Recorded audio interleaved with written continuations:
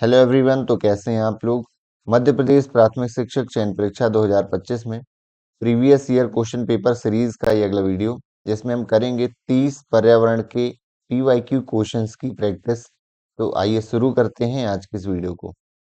तो आज की वीडियो का पहला सवाल है, उन विधियों का उपयोग जिनमें शिक्षार्थी की स्वयं की पहल और प्रयास शामिल है एक उदाहरण है। तो जिसमें लर्नर यानी जो बच्चा जो है, स्टूडेंट है, स्वयं की उसकी पहल प्रयास शामिल रहता है, तो उसे कहते हैं शिक्षार्थी केंद्रित विधि। क्योंकि इसमें कौन सेंटर में रहता है, इसमें लर्नर या हमारा बच्चा सेंटर में रहता है। बाकी विधियां से संबंधित नहीं है। वहीं पारंपरिक विधि जो कहलाती है, इसको बहुत सारे नाम से जाना जाता है। रोट लर्निंग भी कहते हैं इसको। रटने की जो है, रटने पर ज्यादा फोकस किया जाता था। और बात करें यहाँ पर शिक्षक केंद्रित भी इसको बोला जाता है। पहले पुरानी ट्रेडिशनल मेथड जो था वो शिक्षक केंद्रित था। आगे बढ़ते हैं। प्रयोजन विधि के प्रणेता कौन है। ये काफी इंपॉर्टेंट क्वेश्चन है, काफी बार पूछा गया है कि जो प्रोजेक्ट मेथड है उसके प्रणेता जो है, इसका सही उत्तर है किलपैट्रिक। तो ये आपको याद रख लेना है। इसमें थोड़ा सा हम डिटेल की बात करें कि प्रोजेक्ट मेथड क्या होता है। तो बच्चों को एक कोई इसको परियोजना मेथड भी कहा जाता है। इसमें एक बच्चों को प्रोजेक्ट वर्क दिया जाता है, और प्रोजेक्ट वर्क का ये मतलब है कोई ऐसी एक प्रॉब्लम बेस्ड एक आपको समस्या दी जाती है, जिसमें बच्चों को समूह में काम करना होता है। इसमें बच्चे किसमें काम करेंगे, समूह में काम करेंगे। और शिक्षक की भूमिका इसमें केवल एक मार्गदर्शक की रहेगी या फैसिलिटेटर की रहेगी, यानी शिक्षक का इसमें कम से कम इन्वॉल्वमेंट रहेगा। और समस्या विकास जो है, समस्या समाधान जो है, इसकी क्षमता विकसित होती है, और बच्चों का सोशल डेवलपमेंट भी होता है इसके थ्रू। और इसको जैसे एक एग्जांपल के थ्रू समझ लें, एक 2 मिनट में समझेंगे कि जैसे एक स्वच्छ विद्यालय, एक टॉपिक दे दिया स्वच्छ विद्यालय बच्चों को, इसके बारे में इन्हें जो है इस टॉपिक पर प्रोजेक्ट बनाना है। अब अलग अलग टास्क दे दिए ग्रुपों में। एक ग्रुप में जो है 4 से 5 मान लीजिए बच्चे हैं। टास्क 1 दे दिया कि हमें जो है आसपास जो है स्वच्छता से संबंधित समस्याएं हैं वो जाननी है। स्वच्छता से संबंधित समस्याएं और उनके समाधान ये निकालने हैं, और ये समाज के भी और स्पेशली जो है विद्यालय के भी। तो ये तो मान लो ये कुछ बच्चों को वर्ग मिल गया। इसी तरह अन्य भी बना सकते हैं। जैसे टास्क 2 हमने दे दिया कि आप जो क्या पोस्टर मेकिंग करिए, पोस्टर बनाइए किससे संबंधित, स्वच्छता से संबंधित, स्लोगन राइटिंग लिखिए। तो ये हो सकता है। टास्क यदि 3 हम दें, तो कुछ ग्रुप में बच्चों को टास्क 3 दे सकते हैं कि आप जो है समस्या समाधान के लिए जैसे रिसाइकलिंग मेथड मॉडल कुछ बनाइए इस तरह का, है ना। चौथा टास्क दे सकते हैं कुछ ग्रुप को कि कोई सॉन्ग बनाइए या स्टोरी बनाइए या स्किट ड्रामा प्रेजेंट करिए, कि एक नाटक बनाएं किस पर, स्वच्छता के ऊपर। तो इस हिसाब से जो है आप ग्रुप में बांट सकते हैं किसी प्रोजेक्ट को, बाद में सभी को प्रेजेंट करने को बोल सकते हैं। तो ये मेथड जो कहलाती है, थोड़ा सा टाइम लग गया इसको बताने में, लेकिन थोड़ा सा इंपॉर्टेंट इसलिए था क्योंकि ये काफी इंपॉर्टेंट एग्जाम की दृष्टि से। इसे कहते हैं प्रयोजन विधि, कि कोई प्रॉब्लम बेस्ड हमने दे दिया, कोई एक प्रॉब्लम बच्चों को, जिसमें ग्रुप में बच्चे वर्क करते हैं, और शिक्षक की भूमिका क्या रहती है इसमें, कम रहती है, यानी मार्गदर्शक की, फैसिलिटेटर की रहती है। और बच्चे स्वयं ही इसमें अलग अलग ग्रुपों में बंटकर काम करते हैं। तो ये क्या कहलाएगी, आपका प्रोजेक्ट मेथड कहलाता है ऑफ टीचिंग। भूगोल पढ़ाने के लिए सबसे शिक्षाप्रद स्थान कौन सा है। अब जैसे इसमें पता नहीं चल रहा है आपको, तो ऑप्शन कट करते जाइए। सबसे शिक्षाप्रद घर भी हो सकता है, संग्रहालय, सिनेमा, बाजार। इसमें जो है घर, सिनेमा और बाजार की अपेक्षा म्यूजियम में ज्यादा बच्चे सीख सकते हैं।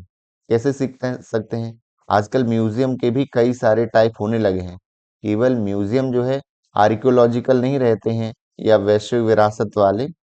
अब जो म्यूजियम में कई सारे मैप्स का भी म्यूजियम रहता है, उसमें हर जो है सभ्यता के मैप दिख रखे हैं, है ना, कि हमारा भारत किस काल में किस तरह का उसका मैप था। उस उस समय की ज्योग्राफिकल कंडीशन को सिखा सकते हैं। तो ये चीज हो जाती है। अब कई कई जगह जैसे रॉक्स तरह तरह की रखी रहती हैं म्यूजियम में, चट्टानें रखी रहती हैं और अवशेष जीवाश्म रखे रहते हैं कि ये कहीं से मिले हैं खुदाई में। इसके थ्रू हम और भी चीजें समझ सकते हैं कि जीवाश्म कैसे बनते हैं, चट्टानों का निर्माण कैसे होता है। तो ये सारी चीजें जो है इससे सिखाई जा सकती हैं। वहीं आपने देखा होगा कि अब कई कई म्यूजियम में जो है एक वर्चुअल टूर भी कराने लगे हैं। वर्चुअल टूर, आप म्यूजियम में जाएंगे, वहां आपको जो है आंखों में एक कहलाता है, एक आपका डिवाइस रहता है, आप उसको होल्ड करेंगे तो आपको जो है वर्चुअल टूर होगा आपकी किसी भी प्लेस का। तो ये भी एक जो है ज्योग्राफी के अंतर्गत आएगा।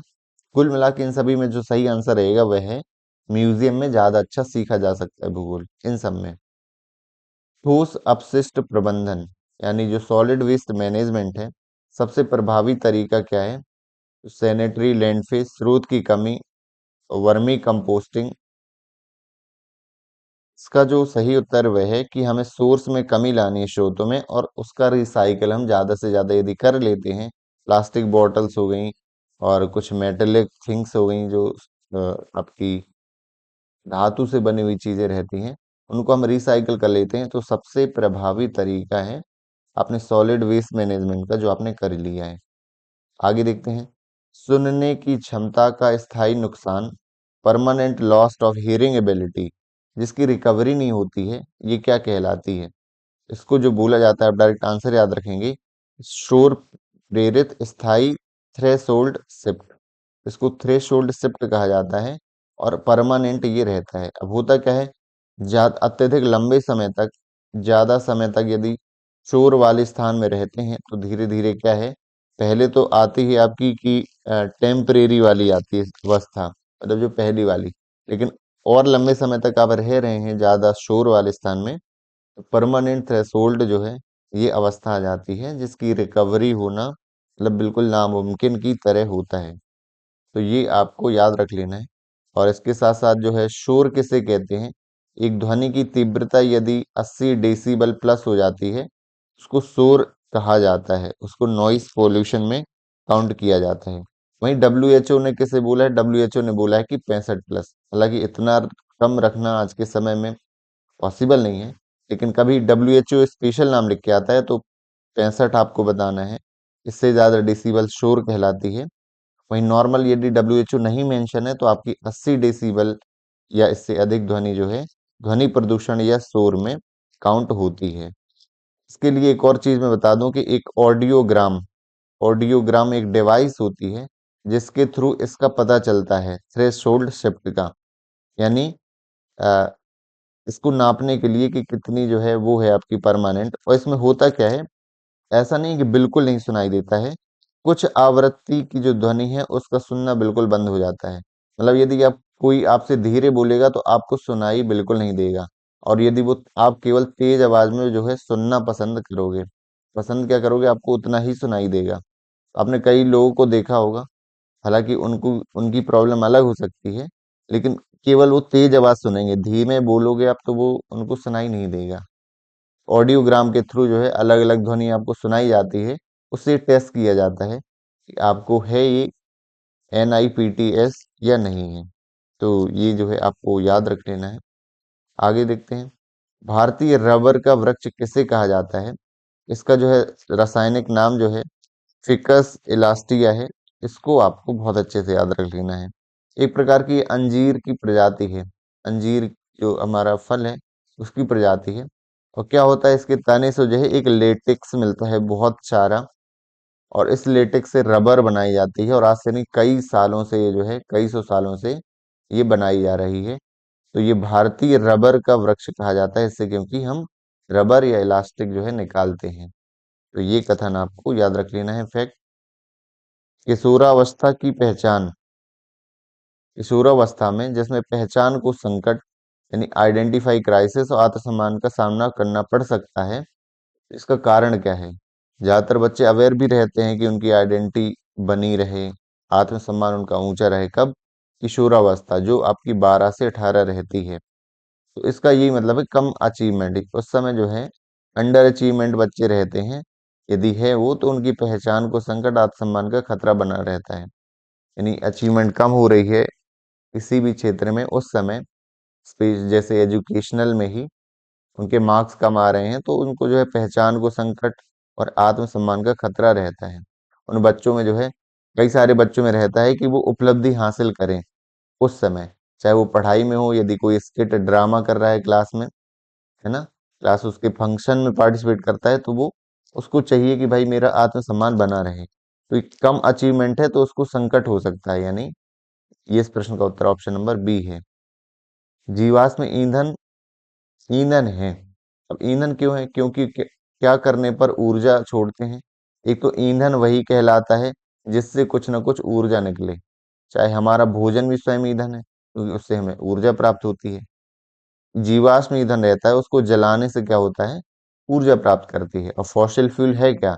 जैसे हम पेट्रोलियम है, पेट्रोलियम जो ऑयल निकालते हैं समुद्रों से, नीचे से, गहराई से, और उससे पेट्रोल भी हमारा बनता है। तो गाड़ी में पेट्रोल डालते हैं तो वो जलने पर क्या होता है, ऊर्जा छोड़ता है। तो इसीलिए ये क्या है, एक प्रकार का ईंधन है। निम्नलिखित में से किस विधि में घास उगाई जाती है जिसका उपयोग वर्षा जल को रोककर, मिट्टी के कणों को बांधकर, मिट्टी की संरचना में सुधार करके मिट्टी के कटाव को रोका जाता है? इस विधि को बोला जाता है, आपको याद रख लेना है, एग्रोस्टोलॉजिकल विधि। और एग्रोस्टोलॉजिकल क्या है, एक प्रकार की मृदा संरक्षण की विधि है, यानी मिट्टी को बचाना। मिट्टी को बचाने की कई विधियां हैं, जिनमें से एक विधि ये भी है, एग्रोस्टोलॉजिकल विधि। और इसमें क्या किया जाता है, घास को उगाया जाता है जिससे वो मिट्टी को जो है थोड़ा पकड़ के या बांध के रखता है, उससे मिट्टी का कटाव जो है रुक जाता है।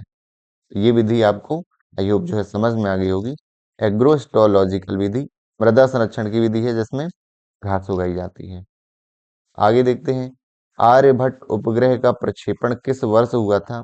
स्पेस सीरीज में हमने बताया भी है, अलग से भी कई सारे क्वेश्चन में आया है कि 1975 में जो है हमने लॉन्च कराया था, रूस से कराया था ये।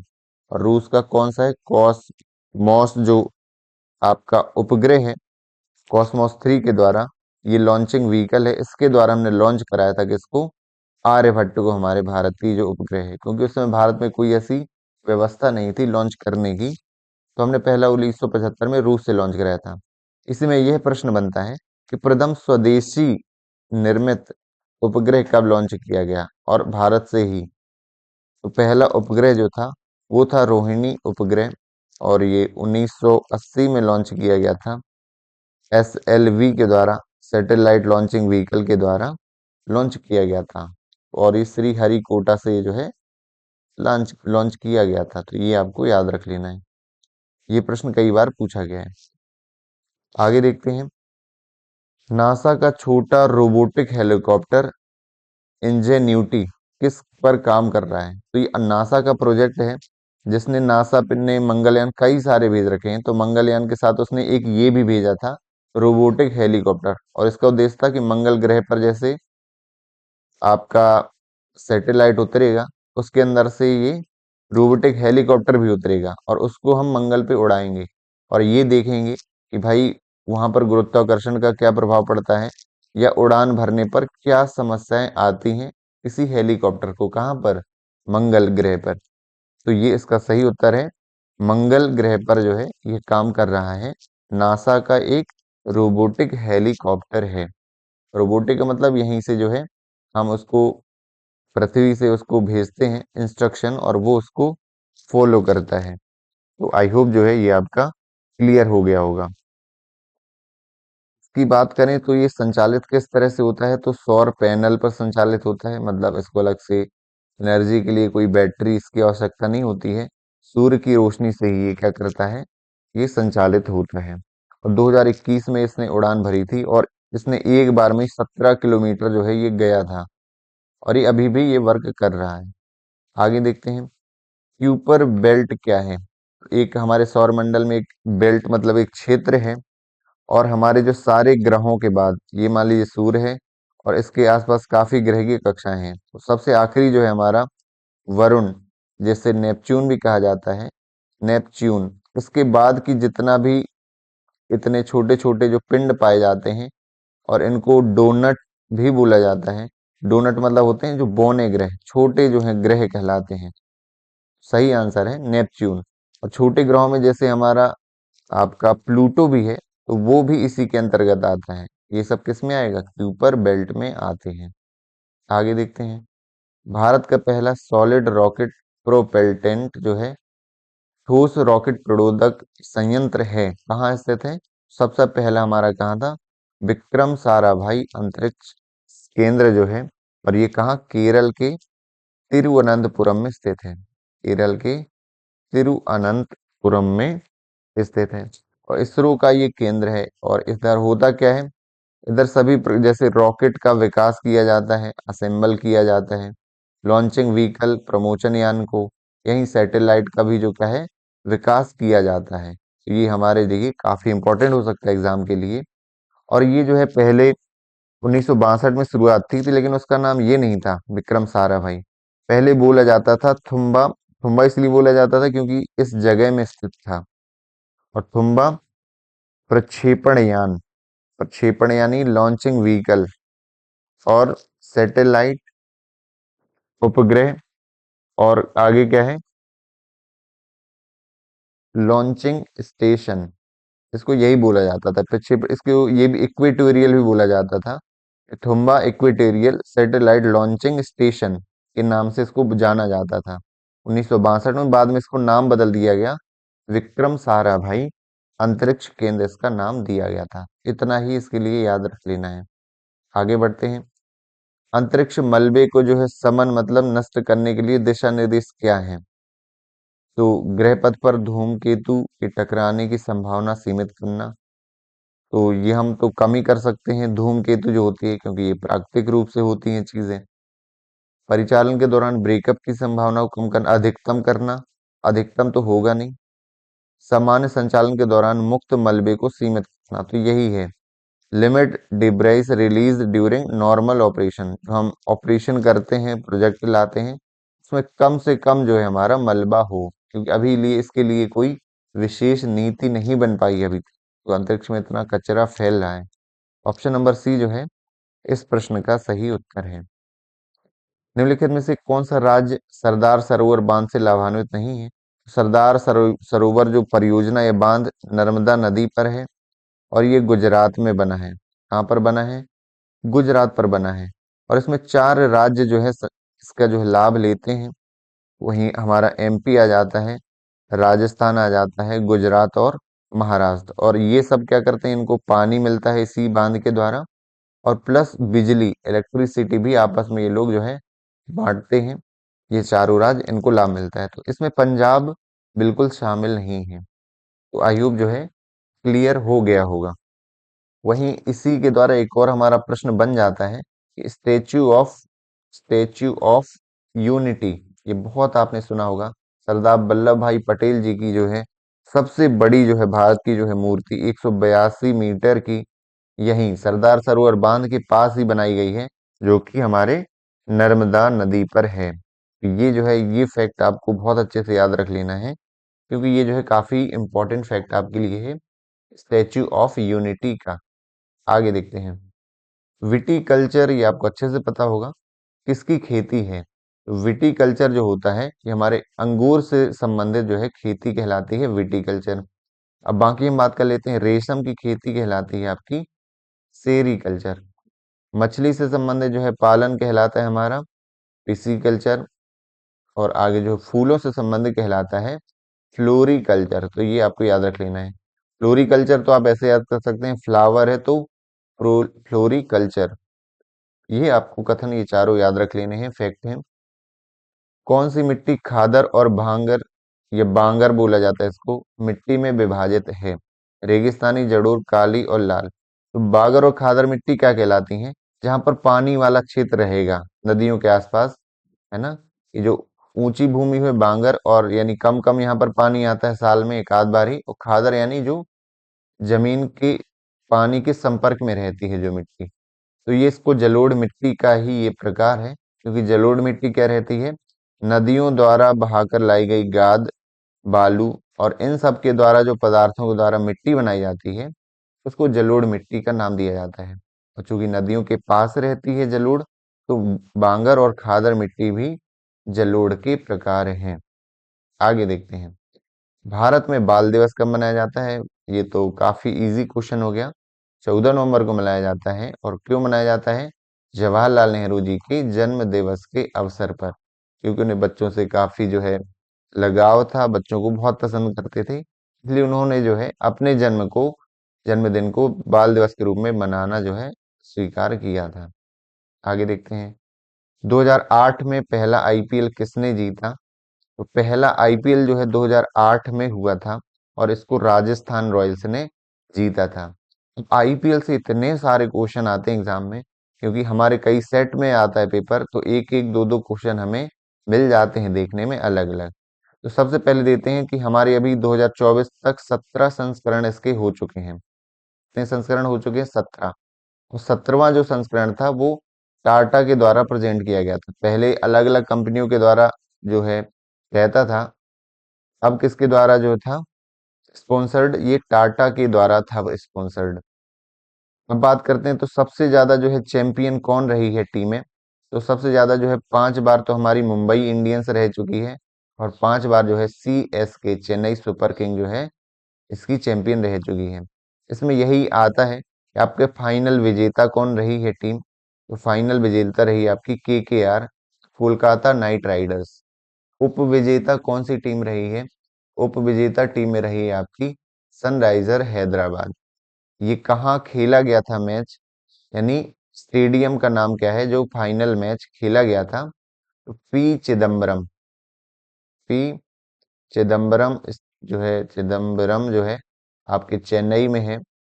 ये स्टेडियम वहां पर खेला गया था मैच। यहीं पर दो और फैक्ट आते हैं कि ऑरेंज कप किसको मिला है? ऑरेंज कप यानी सबसे ज्यादा जो रन बनाए हैं तो हमारे विराट कोहली जी को मिला है।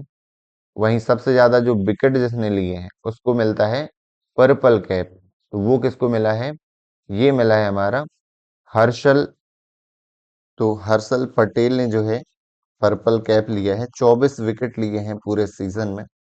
और विराट कोहली ने भी 741 रन बनाए हैं इस सीरीज जो आईपीएल 17 जो था। और यहाँ पर थोड़ा सा पी चिदम्बरम नहीं है, एम चिदम्बरम है, ताकि ये चेन्नई में स्थित है। इतने फैक्ट आपको याद रख लेने हैं 2024 से, और इसी से ही जो है आपके सारे क्वेश्चन फंस जाते हैं। 2025 का तो अभी नहीं आएगा क्योंकि अभी स्टार्ट हुए नहीं है। तो 2025 में जो होना है वो 18वां संस्करण होना है आईपीएल का। यदि इसमें सबसे महंगे खिलाड़ी की बात करते हैं तो जो स्टार्क है, मिचेल स्टार्क, वो सबसे महंगे जो है खिलाड़ी के रूप में जो है इनकी जो है नीलामी हुई थी। शैक्षिक भ्रमण में किस प्रकार के बच्चों के विकास में सहायता करते हैं? तो जो हम एजुकेशनल टूर ले जाते हैं, शैक्षणिक भ्रमण, तो बच्चों के विकास में सहायता करता है। किस तरह से करता है? ये मजे के लिए होता है, आनंद, तो ये आप वैसे ही समझ सकते हैं। इसका सही उत्तर है रेनफोर्समेंट और सोशलाइजेशन। बच्चों का जो सुदृढ़ीकरण है और समाजीकरण, इसमें कौन हेल्प करता है? शैक्षणिक भ्रमण इसमें विकास में सहायता करता है।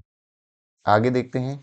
भूमिका निर्वाह विधि यानी रोल प्ले, जब बच्चे किसी का रोल प्ले करते हैं, किसी के जैसे एक्टिंग करते हैं, चाहे पाठ में आए हो या किसी व्यक्ति की। एक छात्र शिक्षक के रूप में प्रस्तुत होता है। एक स्टूडेंट जो है टीचर की तरह क्या करता है? रोल प्ले करता है। बाकी ग्रुप में उसके छात्र होते हैं, है ना। एक छात्र शिक्षक की भूमिका निभाता है, बाकी उसके छात्र बन जाते हैं। तो जो है इसमें यह कथन है, ये असत्य है, क्योंकि विद्यार्थी शिक्षक नहीं हो सकता, तो ऐसा तो नहीं है। क्योंकि चाइल्ड सेंटर्ड हम पढ़ाते हैं और पीयर लर्निंग को हम एक अच्छा साधन मानते हैं पढ़ाने का। यानी बच्चा जो है यदि एक दूसरे से सीख रहा है तो वो भी एक टूल है लर्निंग का। ये सच है, क्योंकि सीखने सिखाने की प्रक्रिया में बदलाव लाती बिल्कुल ये हो सकता है कि it brings a change in test of teaching learning process. ये बदलाव थोड़ा सा लाती है शिक्षण की विधि में। ये गलत है, तो गलत तो नहीं है। ऑप्शन नंबर जो है बी इस प्रश्न का सही उत्तर हो जाता है। आगे बढ़ते हैं हम। प्रोजेक्ट मेथड ये हमने बहुत अच्छे से पढ़ लिया है, किलपैट्रिक के द्वारा जो दी गई है। गतिविधियां काम की होनी चाहिए। काम की मतलब कैसी? यूजफुल होनी चाहिए। जो एक्टिविटी हमने चूज की है, तो परियोजना पद्धति के किस मूल सिद्धांत की ओर इशारा करती है? तो ये यदि हमने कहा है कि एक्टिविटी यूजफुल होना चाहिए, तो ये इसका उपयोगिता का सिद्धांत है, यूटिलिटी का, कि हम जो भी चीजें दे रहे हैं वो यूजफुल हो, रेलेवेंट हो बच्चों के अकॉर्डिंग। आगे देखते हैं। कौन सा रचनात्मक अभिव्यक्ति या क्रिएटिव एक्सप्रेशन के रूप में है। लिखना, संगीत, कठपुतलियां, तो पपेट्री, म्यूजिक और राइटिंग तीनों ही क्या है, एक रचनात्मक अभिव्यक्तियां हैं। संगीत के द्वारा, कठपुतलियों के द्वारा, ये लिख करके कोई भी अपनी कला को जो है एक्सपोज कर सकता है, प्रदर्शित कर सकता है अपनी क्रिएटिविटी को।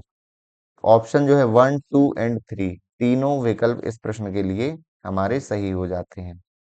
परियोजना के लिए जो है मार्गदर्शन प्रदान करते समय शिक्षक की भूमिका कैसी हो जाती है, तो हमने पहले भी पता कर चुके हैं, हम बता चुके हैं, हम इसमें फोकस जो डिस्कशन कर चुके हैं कि फैसिलिटेटर की जो है भूमिका रहती है एक प्रोजेक्ट मेथड में।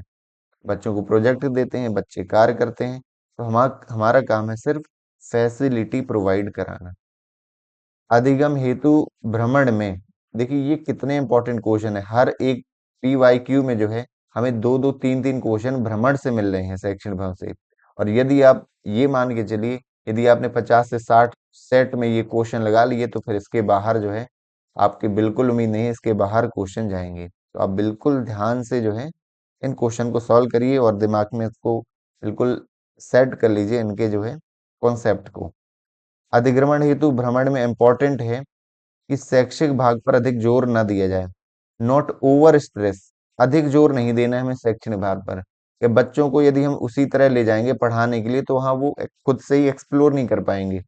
उन्हें फ्रीडम दीजिए और बिल्कुल माहौल एकदम फॉर्मल मत रखिए कि क्लासरूम जैसा कि बिल्कुल स्ट्रिक्ट माहौल है ना, लाइन से बच्चे जो है पहले ये जवाब देंगे, तो उन्हें खुद से उनके पे स्केल के हिसाब से, उनके स्केल के हिसाब से उन्हें सीखने का मौका हमें देना चाहिए। तो शैक्षिक भाग पर अधिक जोर देना चाहिए।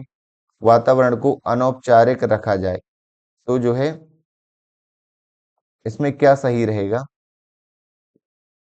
तो चूंकि ये जो है आयोग ने इसका उत्तर जो दिया है वो बोथ दिया है। उसका ये हो सकता है कि शैक्षणिक भ्रमण है, तो हम जो है ज्यादा जोर जो है शिक्षा पर दें और साथ साथ में वो देना चाहिए।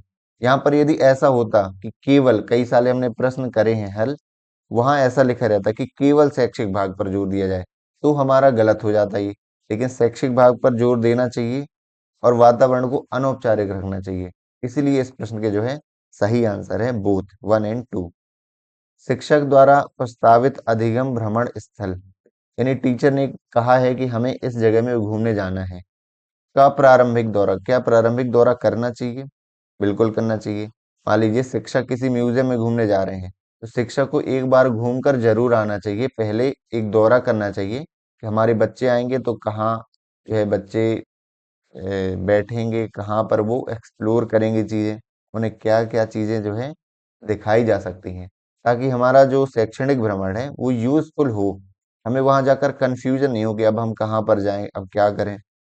इसका सही उत्तर है वांछनीय, डिजायरेबल, यानी वांछनीय मतलब उचित को ही बोला जाता है वांछनीय। शिक्षक द्वारा जो है भ्रमण स्थल का प्रारंभिक दौरा जो है वांछनीय है, बिल्कुल सही है। सौर विकिरण के अवशोषण से, जो सूर्य की ऊष्मा को अवशोषण करना और कांच के अंदर गर्मी के निर्माण की घटना को एक मॉडल बनाया जाता है किसका, ग्रीन हाउस प्रभाव का। ये कथन जो है बिल्कुल सही है, इसका आपने पढ़ा होगा। कौन से रेशे जो है मानव निर्मित रेशे हैं? कपास, ऊन और रेशम, ये तो नेचुरल बनते हैं, जैसे सिल्क वॉर्म है, एक जो है नेचर बनाती है। वही रेयन जो है ये आर्टिफिशियल है, मतलब ये मानव निर्मित है, और इससे बहुत सारे कपड़े बनाए जाते हैं, आप जो सूट बनते हैं इससे, शर्ट बनती हैं इससे, बहुत सारी चीजें बनती हैं। रेयन जो फैब्रिक आता है उससे बहुत सारे कपड़े बनते हैं। आगे देखते हैं वन्य जीव संरक्षण अधिनियम, तो ये आपको बहुत अच्छे से पता होगा कि 1972 में आया था, कौन सा, वन्य जीव संरक्षण अधिनियम। इसकी बात करें, ये हम एक बार रिवीजन आपका करवा देते हैं कि 1974 में आया था जल प्रदूषण निवारण अधिनियम, इससे हमें याद रख लेना है। इसके बाद बात करें कि 1980 में जो आया था, 80 में आया था वन संरक्षण अधिनियम, वन संरक्षण अधिनियम। वहीं बात करें 1981 में, एक और चीज हमने एड ऑन अभी करी है क्योंकि ये भी इंपॉर्टेंट है, वायु प्रदूषण अधिनियम जो है हमारा कब आया था, 1981 में। लाइन से इसलिए बता रहा हूं ताकि आपको याद रखे।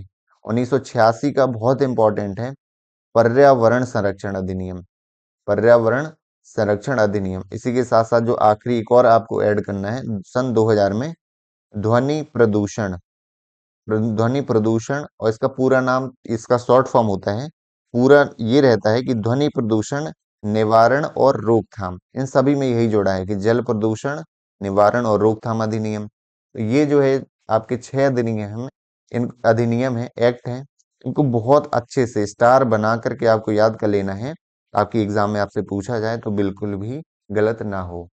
आगे देखते हैं आज की वीडियो का आखिरी सवाल। ये निम्नलिखित में से कौन आकलन या असेसमेंट का सबसे स्ट्रक्चर्ड मतलब होता है व्यवस्थित असेसमेंट है?